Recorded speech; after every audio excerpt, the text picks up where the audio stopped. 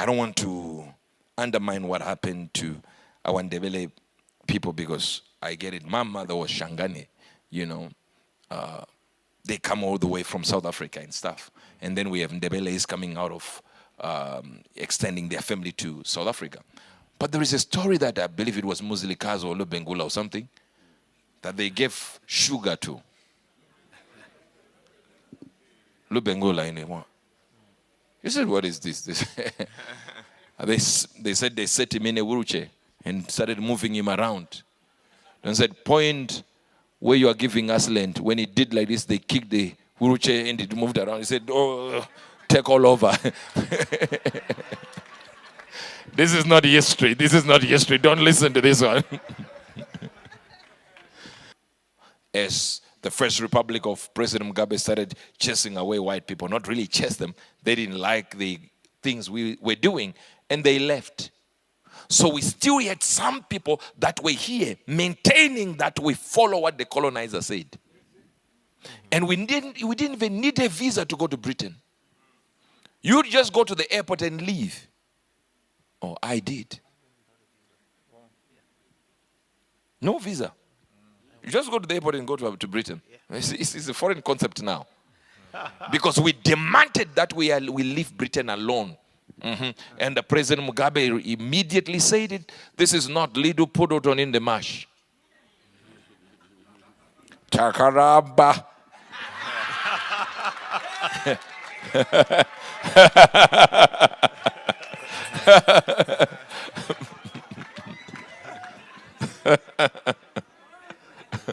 Tigata.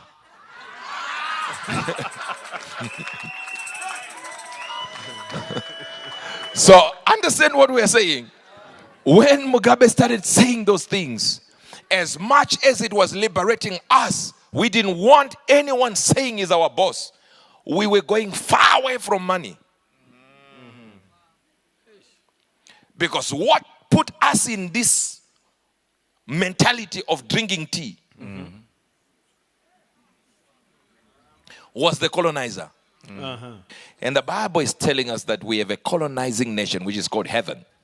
And it colonized the earth. But it colonized us. That is very deep. And then we have to look like who colonized us. But we're not. Zimbabwe, we speak the same English. And when we move from here, maybe some countries are not like that. You know, maybe they were colonized by France, by Portugal, by all these nations. If we come from here with our driving license, when you get to UK, you only need 40 pounds or so, I don't know now, 40 pounds or so, to just apply so that you get the British passport, the British driving license. You don't even need to do the lessons. Let's exchange it for a British one. Then if it's nursing, you have to just do one small thing for adaptation. That's it. You come maybe from South Africa or Malawi, they have to go do the whole thing. But when you were colonized to the extent we were colonized by Britain, you just change. You just pay a fee because they want you to pay. You know, that's a system. But the reality is they are saying, you basically us.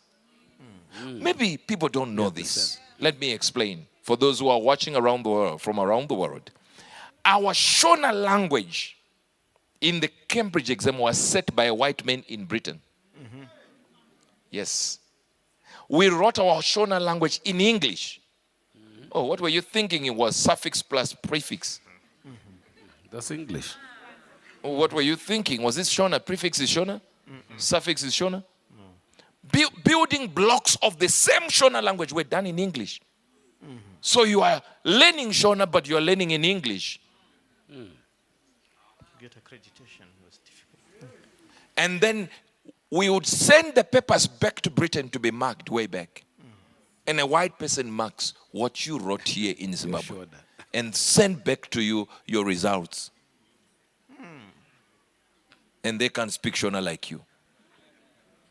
But they know the answers of the exam that they set for you. That's how colonized we were. We were colonized in our language, colonized in our culture. Maybe you don't know this. Do you know why our $2 was called pondo? It was because it was the pound. Ah.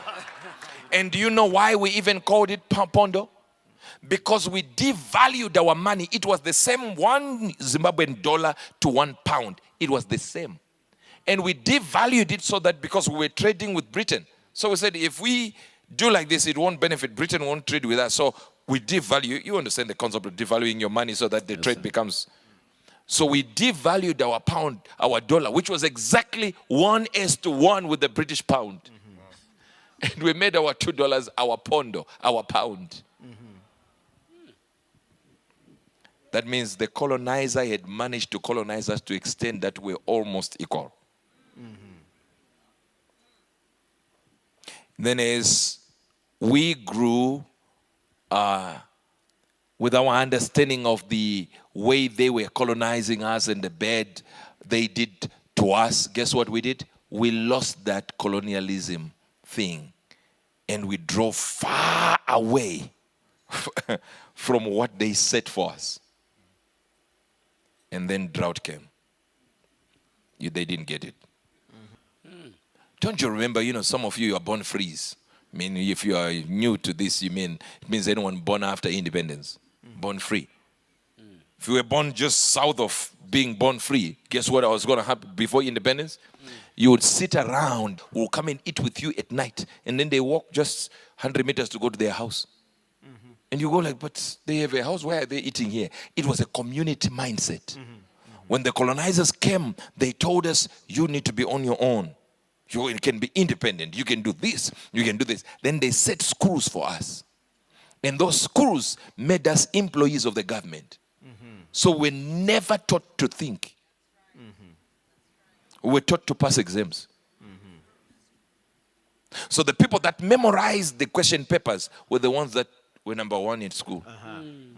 Memorize. Oh yeah, maybe. Yes, sir. How many remember? How many remember your dorm mate and that guy who just had all the past years newspaper exam papers, and they never showed you. They would just be reading like this, and you don't know where they got them. An exam comes, everything, almost half of it was in the question paper that they were reading. So the more we demanded we stay with our culture, the more we ran away from the colonizers' way of doing things. And the worse we become as a people financially. Because remember, they gave us the way of life. This is how you live, because this is how we do it at home. Then we said, oh, no, we no longer want you to be our masters. But then we didn't deny the way they lived. They taught us. So the way they taught us, the way they lived, required them as well.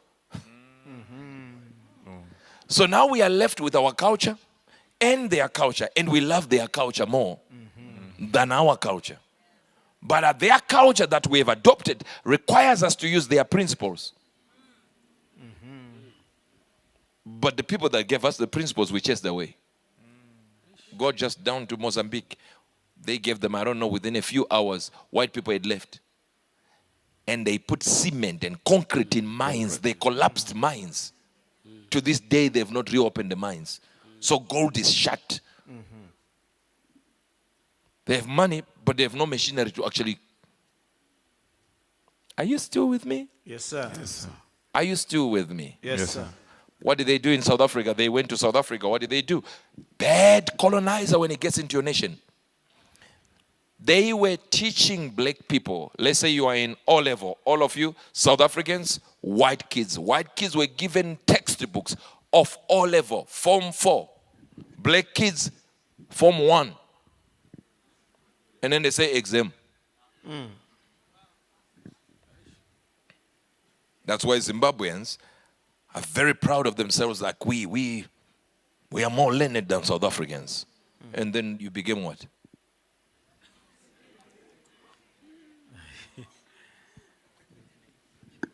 They had a bad colonizer. You had a bad colonizer, but this colonizer was not just trying to take your resources. They were trying to extend their territory. So they can call this one Britain as well. Sao Tome and Principe has just opened a citizenship where you buy, you give them 90,000, and within 6 weeks they give you their passport. But it's just in the back of the sticks in the river, in the sea. Watch this. After 5 years, you now have the permanent residence for Spain. Wait a minute. What's the connection? Because according to Spain, it's our territory. But if you go and stay there, you won't like it because they took the resources. Look at Congo. Belgium took the resources. So bad colonizer. Yesterday, I took my wife to this location in what's the name of that one? Achuras. And as I was moving there, they're just mountains. It's like the Chimani of Harare. Roads on top of the mountain. I'm talking about tarred roads on top of the mountain. And I was wondering, who lives here? And I started seeing the signs. They look like Britain. So I asked, what's happening here? They said, just a few years, there were 20% of these people were white. Now they're 60%.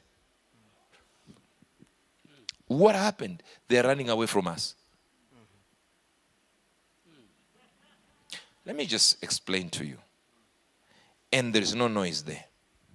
Yet there is noise in Bari. It seems as if money likes silence.